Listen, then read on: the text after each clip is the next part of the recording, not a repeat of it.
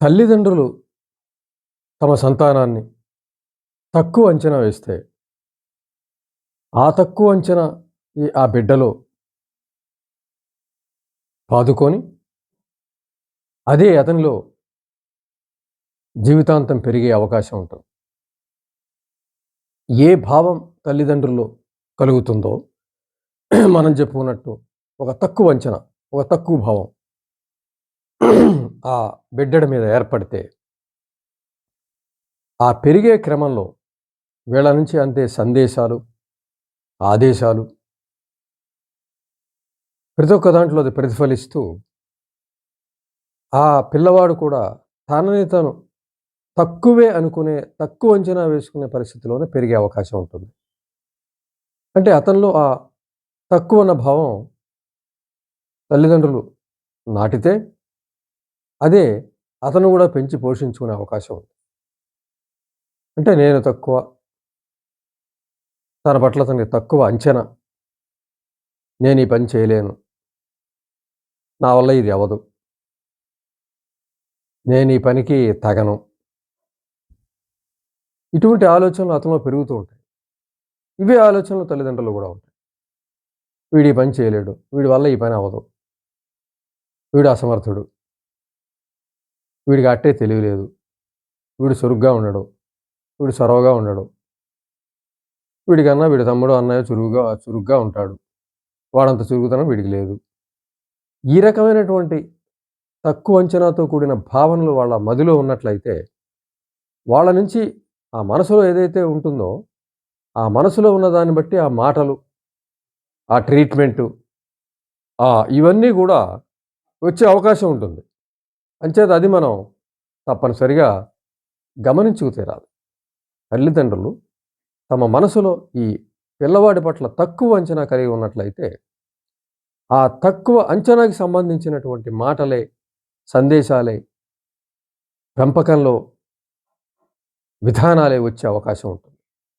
దీని ద్వారా ఆ పిల్లవాడిలో కూడా అదే రకమైన తక్కువ అంచనా ఏర్పడి, తాను తక్కువ, తానే పనికి తగను, తనలో చొరవ లేదు, తనలో చురుకుదనం లేదు, తన తమ్ముడి కన్నా లేదంటే పక్కింటి వాడికన్నా తను తక్కువే, ఈ రకమైన తన పట్ల తనకే తక్కువ అంచనా వేసుకునే భావనలు అతనిలో కూడా పెరిగి ఉద్ధృతమయ్యే అవకాశం ఉంది.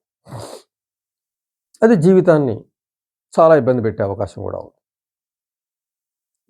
ఎందుకు ఈ తక్కువ అంచనా, ఎప్పుడు వస్తుంది ఈ తక్కువ అంచనా? సాధారణంగా కడుపులో పడ్డ దగ్గర నుంచి ఈ వాతావరణానికి ప్రారంభం అని చెప్పుకోవాలి. ఆ సమయానికి ఇప్పుడు ఉదాహరణకి మొదటి బిడ్డ అయితే తల్లి చాలా జాగ్రత్తగా ఉండడం, ఆమె సహజంగా భయపడే స్వభావరాలైతే దాని గురించి ప్రతి క్షణం కూడా జాగ్రత్తలు తీసుకోవడం, ఎక్కువ భయపడుతుండడం, ఏది చేయొచ్చు, ఏది చేయకూడదు, ఎక్కడికైనా వెళ్ళొచ్చా, ఇవన్నీ కూడా మొదట కొంత భయాన్ని కలిగి ఉండే అవకాశం ఉంటుంది. అంటే ఆ తల్లి యొక్క వాతావరణాన్ని బట్టి, ఆ తండ్రి యొక్క వాతావరణాన్ని బట్టి. అప్పుడు తీసుకునే జాగ్రత్తలు, అప్పుడు చూసిన భయాలు, అప్పుడు చూసే స్పందనలు, ఇవన్నీ కూడా బిడ్డ మీద పడే అవకాశం. ఆ రకంగా తల్లి విపరీతమైన భయపడేది మనస్తత్వాన్ని బట్టి, తల్లి మనస్తత్వాన్ని బట్టి, తండ్రి వాళ్ళిద్దరి మధ్య ఉన్నటువంటి అన్యోన్యాన్ని బట్టి, వాళ్ళిద్దరి మధ్య ఉండే అండర్‌స్టాండింగ్‌ని బట్టి ఆ బిడ్డ మీద ప్రభావం చూపుతుంది. అప్పుడు పుట్టిన ఆ పిల్లవాడు పుట్టిన దగ్గర నుంచే చొరవ తక్కువగా ఉండొచ్చు. కొద్దిగా స్పందనలు తెలివిగల స్థాయిలో ఉండకపోవచ్చు. ముందు నుంచి మరి కడుపులో పడ్డ దగ్గర నుంచి ఆ రకమైన స్పందనలు ఆ బిడ్డ మీద పడ్డాయి కాబట్టి. ఉయ్యాల దగ్గర నుంచే,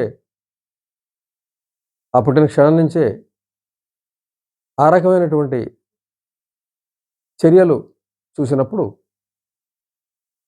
తెలుసో తెలియకో ఒక తక్కువ అంచనా ఏర్పడే అవకాశం ఉంటుంది. వీళ్ళ మనసులో అది మొదలైతే ఆ విధమైనటువంటి ఆదేశాలు, ఆ విధమైన మాటలు, ఆ విధమైనటువంటి చర్యలే ఉండే అవకాశం ఉంటుంది కాబట్టి, అక్కడి నుంచే ఈ తక్కువ అంచనా ప్రారంభమయ్యే అవకాశం ఉంది. ఆ మొదటి ఏడాది, రెండో ఏడాది ఇవన్నీ బిడ్డ అక్కడ అంత చొరవ లేకపోవడం, చురుకు లేకపోవడం, స్పందనలు తక్కువ ఉండడం, పిరికితనం, ఇవన్నీ కూడా ఆ క్షణం నుంచే కనపడే అవకాశం ఉంటుంది. అక్కడి నుంచి కొద్ది తక్కువ అంచనా ప్రారంభమయ్యే అవకాశం. ఎంచేతంటే సాధారణంగా చిత్రంగా చెప్పుకోవాలంటే, మన బలహీనతని మనం ప్రేమించం. మన బలహీనతలంటే మనకి చికాకు. అవి వదులుచుకోవడానికి ప్రయత్నించం. అవి జీవితంలో అడ్డుపడుతుంటే బాధపడుతూ ఉంటాం. అయినప్పటికీ వాటిని తొలగించుకోం. అవి మనం ఓన్ చేసుకొని మనం ముందుకు సాగుదామని చూస్తాం. కానీ వాటంటే చికాకుగా ఉంటుంది. అవంటే బాధగా ఉంటుంది. వాటిని అసహించుకుంటూనే ఉంటాం. కానీ అవి మనం సొంతంగా భావిస్తూనే ఉంటాం. సొంతమని భావించినప్పుడు ఎక్కడ వదులుచుకుంటాం అది? ఇది నాకు అవసరం లేదు. నా జీవితానికి అడ్డొస్తుందంటే వాటిని తొలగించుకునే క్రమం ఉంటుంది. కానీ బలహీనతను వదిలించుకోవడం కష్టం కాబట్టి వాటిని భరిస్తూ బతకడం జరుగుతుంది. అప్పుడు ఏం జరుగుతుంది? అదే బలహీనతలు హృదయ స్పందనలో ఉండి, అవే బలహీనతలు బిడ్డ మీద పడితే, అవే వాడిలో ప్రతిఫలిస్తే, వాడిని గూడా అదే చికాకు పడే, అదే అసహించుకునే, అదే అయిష్టపడే అవకాశం ఉంది. అంటే మనలో ఏదైతే బలహీనతని మనం ఇబ్బంది పడుతున్నామో, చికాకు పడుతున్నామో, అవే బలహీనతలు తల్లిదండ్రుల కారణంగా బిడ్డలో వస్తే, ఆ బిడ్డ మీద గూడా ప్రేమ లేకపోయే పరిస్థితి ఉంటుంది. అంటే ప్రేమ అంటే ఆప్యాయత, దగ్గరతనం ఇవన్నీ ఇవ్వడం. పోషకానికి కావాల్సిన ఆహార పదార్థాలు ఇవ్వడం, బట్టలు ఇవ్వడం, ఖర్చులు డబ్బులు ఇవ్వడం, చదివించడం ఇవి కాదు. వ్యక్తిత్వాన్ని ఏర్పాటు చేయటంలో తల్లిదండ్రుల తోడ్పాటే నిజమైన పెంపకం. ఇంట్లో పశువుని పెంచినట్టుగా కాదు గదా! పశువుకి హృదయం చూడక్కర్లా. దానికి కావాల్సిన మేత ఆ సమయానికి ఇస్తూ ఉంటే అది పెరుగుతూ ఉంటుంది. దాని నుంచి మనకి ప్రతిఫలం ఏదో వస్తూ ఉంటుంది. కానీ మనిషి అలా కాదు. మనిషి వ్యక్తిత్వాన్ని బట్టే భావి జీవితం ఉంటుంది. దానికి సంబంధించి ఏం చేస్తున్నారన్నదే పెంపకంలో అతి ముఖ్యమైనది. అది గమనించి తీరాలి. అంచేత ఇటువంటి సందర్భంలో ఈ తక్కువ అంచనా ఎలా ఏర్పడుతుందో తెలుసుకుందాం. ఆ తక్కువ అంచనా కొనసాగి బిడ్డలో కూడా అదే తక్కువ అంచనా ఏర్పడి, వాడికి ప్రపంచం ఏముంది? తల్లిదండ్రులే గదా! వాళ్ళిచ్చిన ఆదేశాలే, వాళ్ళిచ్చిన సందేశాలే, వాళ్ళిచ్చిన స్పందనలే వాడి హృదయం ఏర్పడే అవకాశం ఉంటుంది. వాడి మనసు ఏర్పడే అవకాశం ఉంటుంది. కాబట్టి ఆ స్థాయి నుంచే వాడు తక్కువ అంచనా ఏర్పడి జీవితం అంతా కూడా తనకు తక్కువ అనేక మానసిక సమస్యలతో బాధపడే అవకాశం ఉంటుంది. ముఖ్యంగా దానికి ప్రధానంగా ఇంట్లో ఉన్నటువంటి వాతావరణం అని చెప్పుకుంటాం. మరి ఇటువంటి సందర్భంలో మరి దీని నుంచి ఈ తక్కువ అంచనా నుంచి సరే కుటుంబం నుంచి అది వస్తుందని చెప్పుకున్నాం. తల్లిదండ్రులు దాన్ని గమనించి తమలో ఉన్న లోపాలను గమనించి అది బిడ్డకి రాకుండా చేసినట్లయితే సరే ఆ బిడ్డ జీవితం బాగుంటుంది. కానీ తమ లోపం తనకి తెలిసే పరిస్థితి లేదు. అంచేత అదే ఆ మనసుతోటే ఆ తక్కువ అంచనాతోటే తక్కువ అంచనా కి కారణమైన వాళ్ళే తక్కువ అంచనా వేయటం ద్వారా బిడ్డలో తక్కువ అంచనాని పాదుకొలిపినప్పుడు మరొక జీవితం పరిస్థితి అలా ఉండే అవకాశం ఉంది. ఎందుకంటే వ్యక్తిత్వం చాలా ముఖ్యం. మనం చెప్పుకున్నట్టుగా. శరీరం ఇవ్వడమే కాదు.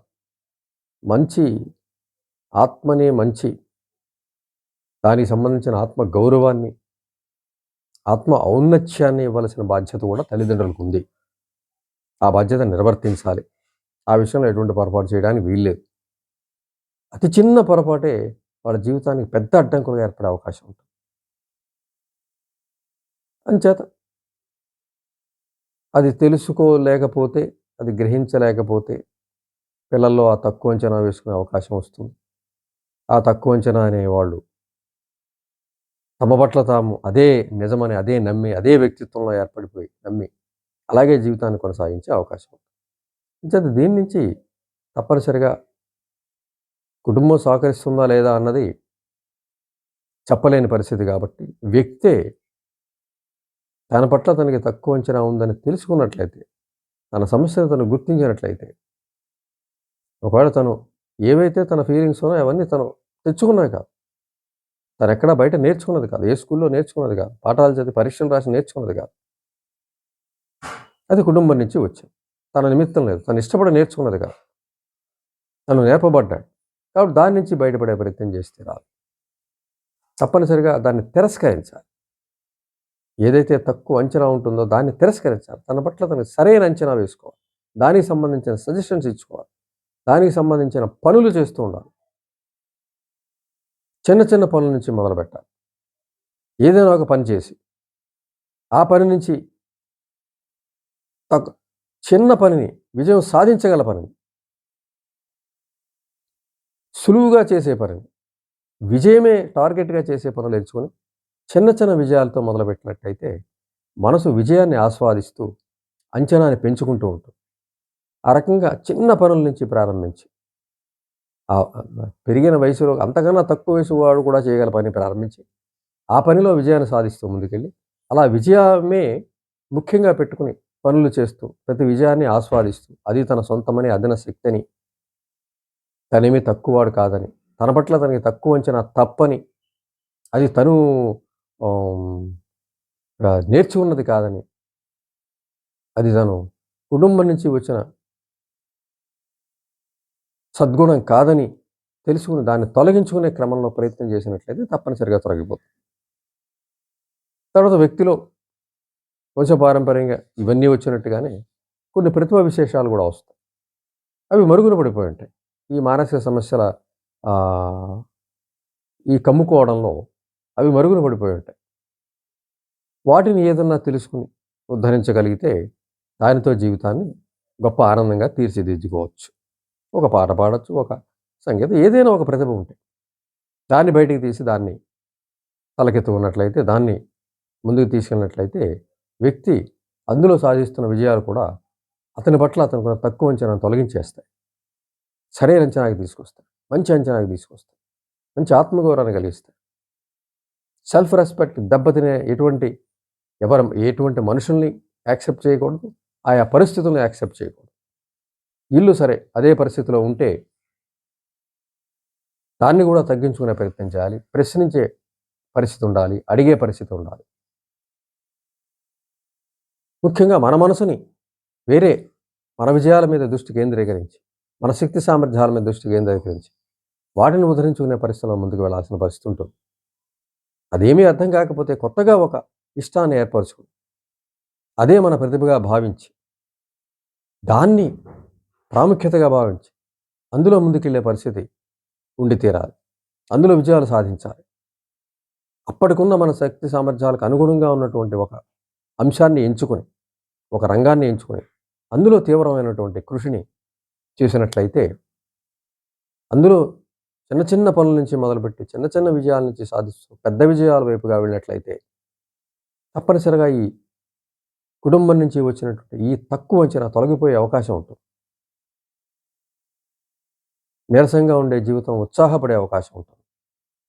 కాబట్టి ఈ తక్కువ అంచనా అనేది వ్యక్తి కుటుంబం నుంచి వచ్చినట్లయితే దాన్ని తిరస్కరించి, దాన్ని పక్కకి తోసేసి, దాన్ని పటాపంచలు చేసి, దాన్ని గెలిచి తప్పనిసరిగా తొలగించుకుని, సరైన అంచనాతో ముందుకెళ్ళినట్లయితే జీవితంలో చాలా సంతోషంగా ఉండొచ్చు.